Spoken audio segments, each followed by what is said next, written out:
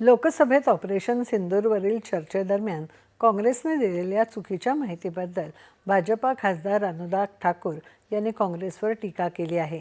भारत पाकिस्तान संघर्षात युद्धविरामासाठी कोणत्याही नेत्याने मध्यस्थी केलेली नाही, मात्र 1971 मध्ये इंदिरा गांधींनी तत्कालीन अमेरिकन राष्ट्राध्यक्ष निक्सन यांना पाकिस्तानसोबतचं युद्ध थांबवण्याचं आवाहन का केलं होतं, असा सवाल करत त्यांनी काँग्रेसवर निशाणा साधला।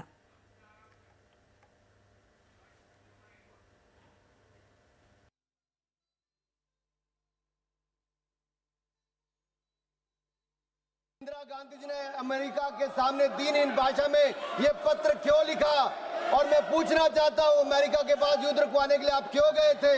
क्या आपको अपनी सेना पर विश्वास नहीं था? आपने कहा कि पाकिस्तान मैलेशियस प्रोपेगेंडा करता है। आज वही प्रोपेगेंडा आप पाकिस्तान के लिए कर रहे हैं।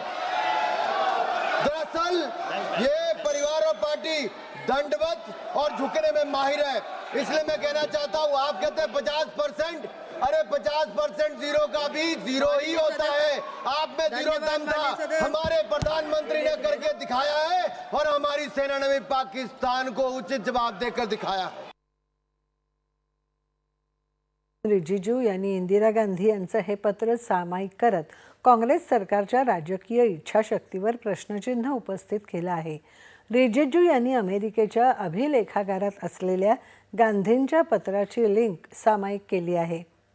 भाजपा खासदार निशिकांत दुबे यांनी या चर्चेत इंदिरा गांधी यांनी अमेरिकेचे अध्यक्ष निक्सन यांना 5 डिसेंबर 1971चं पत्र लिहिल्याचा दाखला दिला।